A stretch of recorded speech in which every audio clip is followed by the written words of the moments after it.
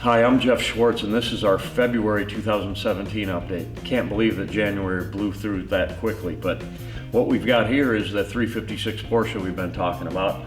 Audi V8 engine, modern Porsche 911 suspension components.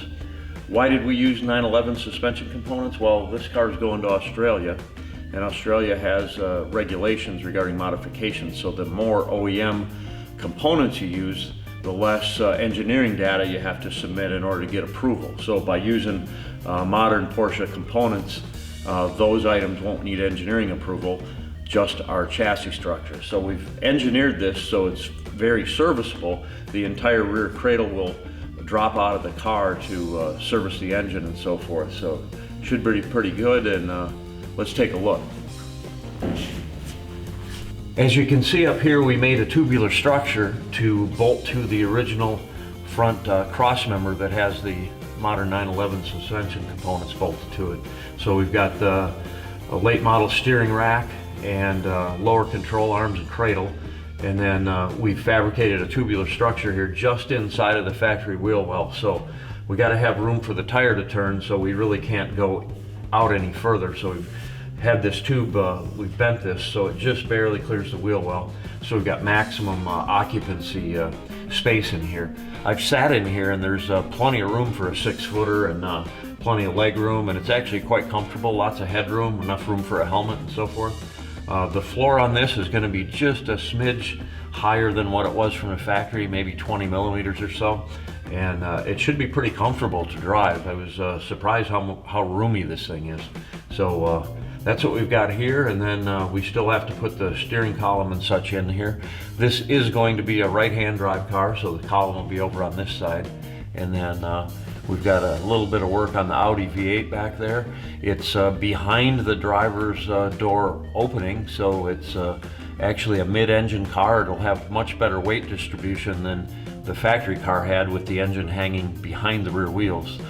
We do have to extend the wheelbase about 4 inches, so the wheel well opening in the body of the rear will be shifted back and refabbed in there, and it should look pretty good. We've got a rendering of it, and it's going to be a bitchin' car. Look what came for a visit. This is Project Ultraviolet from the TV show Detroit Muscle. That's the Power Nation series of shows on Spike and other networks. They did the build on this, and I installed the chassis on one of the episodes. And with any project of this magnitude, there's dialing in that has to be done after the car's finished. And with television production schedules, they got to kind of get it in and get it out. So we're here to finish all the dialing in process. So we've got brake pedal that goes to the floor, and you know, little tuning issues on the cold starting. And now that it's cold outside, we can do that. And a few little dialing in on the suspension for street driving, and then you know, windshield wipers and some things that you need for everyday driving. So should be fun finishing this thing up, and I can't wait to take it for a little test spin. 69 Cougar, all painted up. It's got a Boss 302 Coyote engine, forged line wheels. We're putting her back together, should be on the road soon. Wide body 67 Corvette coupe, bright red. Who wouldn't love it? We've test driven it, everything seems pretty good. The weather stripping need a little bit of adjustment on the doors to seal up real nice, and just a few little minor dialing in issues, and we're almost ready to cut this one loose.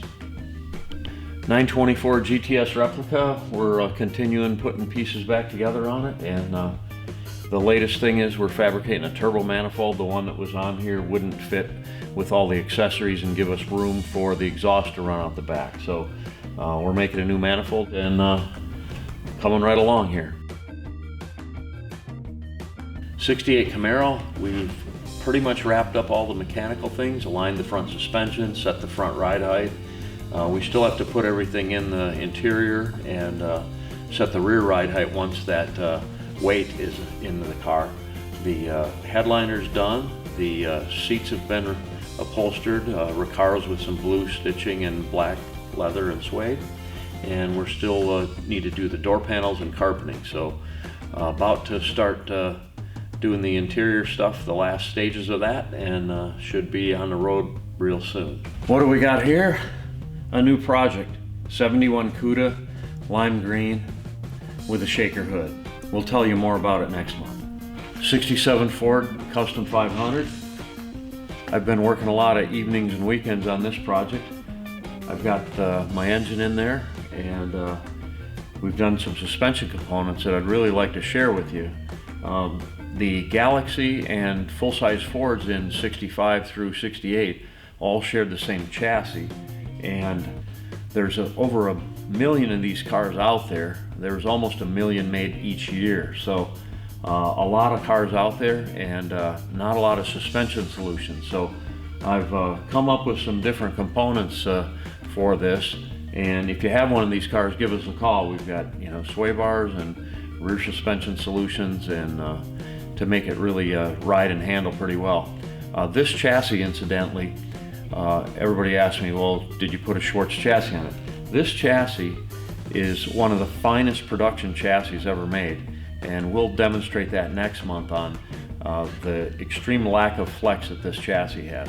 So no, we didn't do that on this car, but we love our chassis, and we have them on most of our other projects. So the components that we have here are a quick ratio steering gearbox, which tightens up that loose Ford steering that's got about 25 turns lock to lock. And then we use stock springs, and we got some good shocks here. We've got a nice size sway bar up front, and urethane bushings on the strut bar and the sway bar. So really it'll tighten up the front end and give it kind of a slot car like feel. So should be pretty cool. What we've got back here is sway bar, box control arms, adjustable panhard, and the adjustable 3-link. Yeah, it's got a 3-link rear suspension stock. Pretty cool stuff. This looks like an old farm truck. Actually, it is. I bet you can't wait to see what we do with this one. I can't either. Ford F3 pickup. We've got a couple cracks to weld up in the hood, and we're working on the back of the cab here right now. We will need to put a whole new floor pan in here. It's been patched and stuff over the years, so want to get a new one in there. But metalworking's moving along on this, and we've got a few little things to button up in the fenders, and then the bed. We got a few issues there. 63 Impala. This is one of the cleanest cars we've had in a long time. After media blasting, it was a pleasant surprise. So we've test fitted our Schwartz chassis to it. It's in epoxy now. Since this is a perimeter style chassis instead of an X-frame, we have to do a little cutting along the edge here to fit it in. And what we're doing right now is we're drilling out the spot welds on the remaining piece of metal, and then we're fabricating a little panel to weld into the floor to cover up our frame rail. So essentially it'll just look like a stock floor under there once you get the carpet on it. But we took it all the way to the factory spot weld so that we can get like a nice clean look rather than just splicing something in. So this one's getting an LS3, and can't wait to see this one on the road. 69 Super Bead, we've patched the lower quarters, done a lot of work in the back half of the car. The floors are tacked in the trunk. We've mini tubbed it. We're waiting for the customer to send us his trunk panel so we can final fit this and weld her up. And the taillight panel, we discovered some rust underneath that once we removed it, so we've got a new one of those on here too. So pretty much the whole back half of the car has been replaced other than the upper quarter, and should be a pretty bitchin' ride here. 73 Camaro. We're moving right along on this project. You can see we've got our stainless tank in there, and we've test fit taillights. When you do a car project like this and you use aftermarket components, reproduction things, they don't always fit right, so you got to test fit them before paint. You don't want to have to find out after you got a nice paint job on there that the tail light doesn't fit into the reproduction tail light housing or vice versa. So we always test fit everything just to make sure that everything fits nice before we paint it. And we've got the exhaust system, the headers have been coated, and we're reassembling the stainless steel exhaust that we fabricated. And it should be a fun car. This one's got LSA engine with a supercharger, over 700 horse.